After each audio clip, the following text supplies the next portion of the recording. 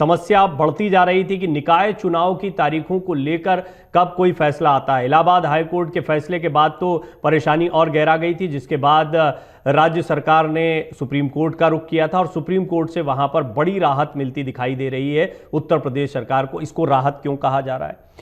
Triple T test क्या था जिसके लिए सरकार गई? किन किन राज्यों में इस तरह की स्थितियां बनी हैं?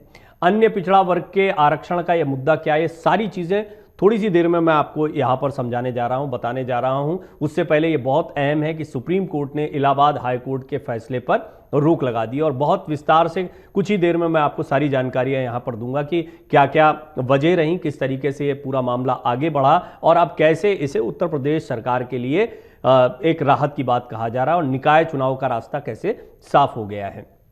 ये सारी खबरें डिटेल में पढ़ने के लिए आप amarujala.com पर जा सकते हैं, जहां पर विस्तृत एनालिसिस हमारे तमाम सहयोगियों ने लिखी है और इसको मैं आपके सामने यहां पर रखने जा रहा हूं। आप सबसे पहले तो ये जान लीजिए कि बहुत बड़ी राहत की खबर है, क्योंकि शहरी स्थानीय निकाय चुनाव की अधिसूचना रद्द करने के हाईकोर्ट के आदेश के खिलाफ उत्तर प्रदेश की सरकार सुप्रीम कोर्ट गई थी और इलाहाबाद उच्च न्यायालय का आदेश आपको पता होना चाहिए कि निकाय चुनाव पर सरकार की मसौदा अधिसूचना को रद्द कर दिया गया था। अब पूरा मामला क्या है विस्तार से समझ लीजिए। सुप्रीम कोर्ट से बुधवार को उत्तर प्रदेश की योगी सरकार के लिए राहत भरी खबर है। दरअसल शीर्ष कोर्ट ने इलाहाबाद हाई कोर्ट के उस आदेश पर रोक लगा दी है जिसमें उत्तर प्रदेश को अन्य पिछड़ा वर्ग के लिए आरक्षण के बिना शहरी स्थानीय निकाय चुनाव कराने का निर्देश दिया गया था। सुप्रीम कोर्ट ने कहा कि यूपी सरकार की ओर से नियुक्त पैनल को 3 महीने में राज्य के स्थानीय निकाय चुनाव के लिए ओबीसी आरक्षण से संबंधित मुद्दों पर फैसला करना होगा, यानी फैसला इस पर जल्दी करना होगा। कोर्ट ने यह भी कहा कि इस दौरान स्थानीय निकायों का प्रशासन बाधित नहीं होना चाहिए, उनके कामकाज में कोई परेशानी नहीं आनी चाहिए। यह सुनिश्चित करने के लिए उत्तर प्रदेश सरकार कार्यकाल समाप्त होने के बाद अधिकारों को प्रत्यायोजित करने के लिए स्वतंत्र होगी, जब निकायों का कार्यकाल पूरा हो जाएगा उसके बाद। सुप्रीम कोर्ट ने यह भी कहा कि उत्तर प्रदेश स्थानीय निकायों का कार्यकाल समाप्त होने के बाद जिन प्रशासकों को उनकी शक्तियां सौंपी जाएंगी वो बड़े नीतिगत फैसले नहीं होंगे। इससे पहले स्थानीय निकाय चुनाव मामले में उत्तर प्रदेश सरकार की याचिका पर सुनवाई के लिए सुप्रीम कोर्ट सहमत हो गया था और मामले में जो तारीख तय हुई थी वो आज की तारीख तय हुई थी, जिस पर यह बड़ा फैसला आया है। फैसला यही है अभी कि फिलहाल इलाहाबाद हाईकोर्ट के फैसले पर रोक लगा दी गई है। दरअसल शहरी स्थानीय निकाय चुनाव की अधिसूचना रद्द करने के हाईकोर्ट के आदेश के खिलाफ यूपी सरकार ने सुप्रीम कोर्ट का यह रुख किया था और अब यह महत्वपूर्ण फैसला जो है वो सुप्रीम कोर्ट की तरफ से आया है। अब राज्य सरकार ने क्या क्या दलीलें दी थी वो भी मैं जरा आपको बता देता हूं। जैसा मैंने आपको बताया amarujala.com पर आपको ये सारी जानकारियां विस्तार से मिल जाएंगी। मैं महत्वपूर्ण बिंदु आपके सामने रख रहा हूं। राज्य सरकार ने अपनी याचिका में कहा था कि उच्च न्यायालय 5 दिसंबर की मसौदा अधिसूचना को रद्द नहीं कर सकता है, जो अनुसूचित जातियों, अनुसूचित जनजातियों के अलावा अन्य पिछड़े वर्गों ओबीसी के लिए शहरी निकाय चुनाव में सीटों के आरक्षण का प्रावधान करते हैं। रिजर्वेशन इलेक्शन में जो निकाय चुनाव होने हैं। Advocate on record Ruchira Goyal के माध्यम से दायर अपील में कहा गया कि ओबीसी संवैधानिक रूप से संरक्षित वर्ग है। उच्च न्यायालय ने मसौदा अधिसूचना को रद्द करने में गलती की है। दरअसल उत्तर प्रदेश सरकार ने हाल ही में शहरी स्थानीय निकाय चुनाव में ओबीसी को आरक्षण प्रदान करने के लिए सभी मुद्दों पर विचार करने के लिए 5 सदस्यीय आयोग का भी गठन किया है। इसके बारे में एक पूरी डिटेल रिपोर्ट हमने आपको बताई है।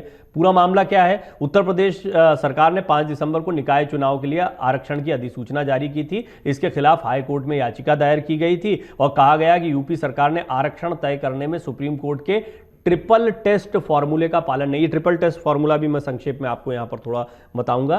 ट्रिपल टेस्ट फॉर्मूले का पालन नहीं किया। इस पर हाईकोर्ट ने आरक्षण की अधिसूचना रद्द करते हुए यूपी सरकार को तत्काल प्रभाव से बिना ओबीसी आरक्षण लागू किए नगर निकाय चुनाव कराने का फैसला दे दिया था। अब ये जो मामला है इतना आसान नहीं है। मैंने ट्रिपल टेस्ट आपको कहा वो भी बताऊंगा, लेकिन निकाय चुनाव को लेकर यह स्थिति सिर्फ उत्तर प्रदेश में नहीं बनी है। इससे पहले 4 राज्यों में स्थिति बन चुकी है। निकाय चुनाव पर यूपी से पहले भी जिन 4 राज्यों में स्थिति बनी उनके बारे में जरा मैं आपको बता देता हूं और इस पर भी सुप्रीम कोर्ट का फैसला पहले आया है। निश्चित तौर पर ये फैसले जो होते हैं वो फिर आने वाले मामलों को या इस तरह की जितनी भी स्थितियां बनती हैं उनको भी प्रभावित करते हैं, क्योंकि वहां पर नजीर के तौर पर इन मामलों को रखा जाता है।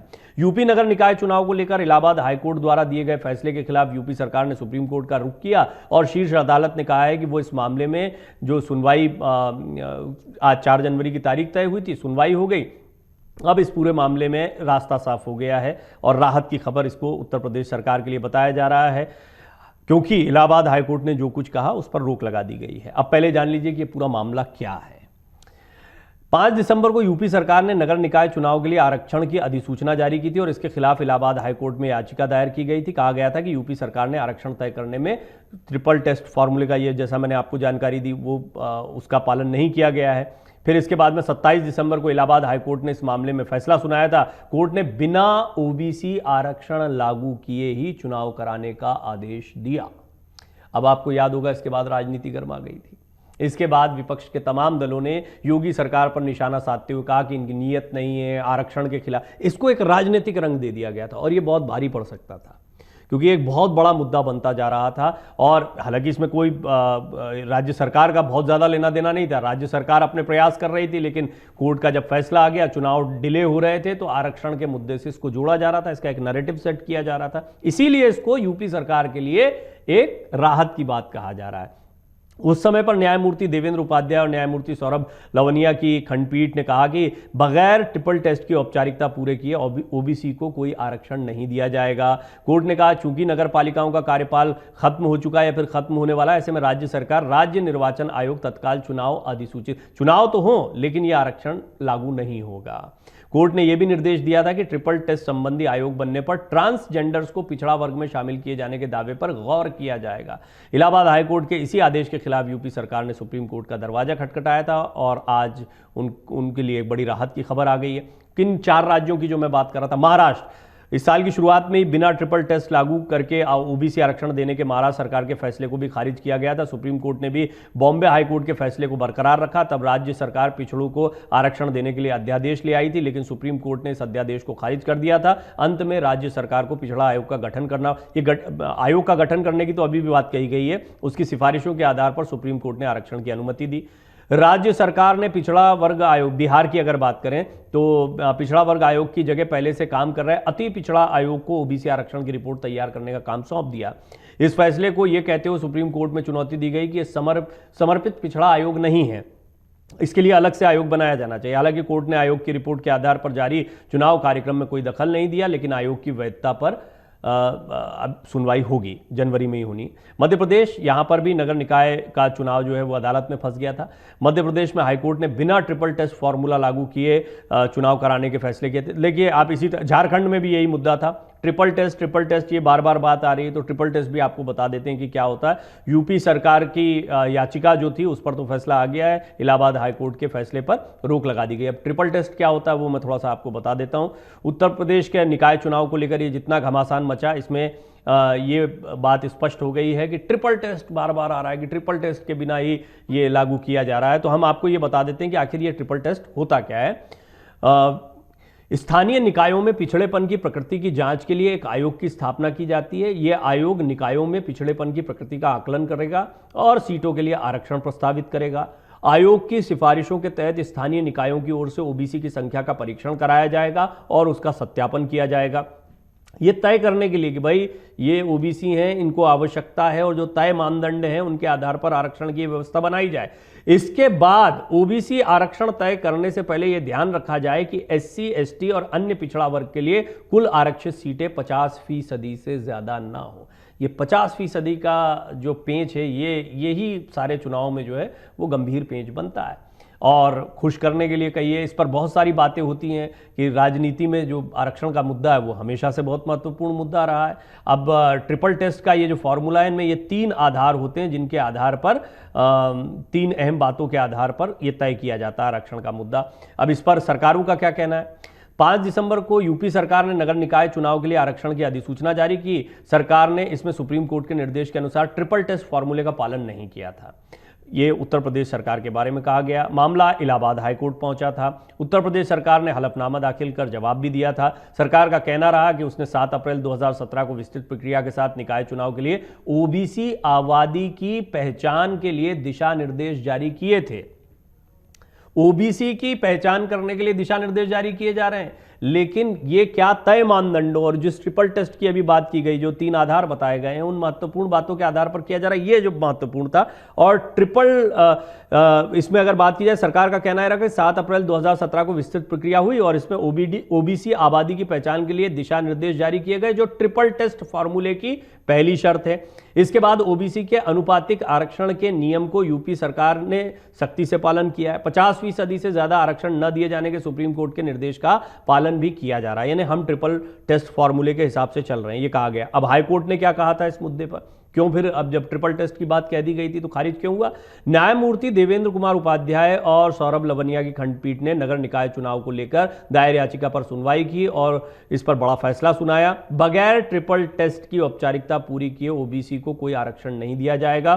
कोर्ट ने कहा, चूंकि नगर पालिकाओं का कार्यकाल या तो खत्म हो चुका है या खत्म होने वाला है, ऐसे में राज्य सरकार, राज्य निर्वाचन आयोग तत्काल चुनाव अधिसूचित करे।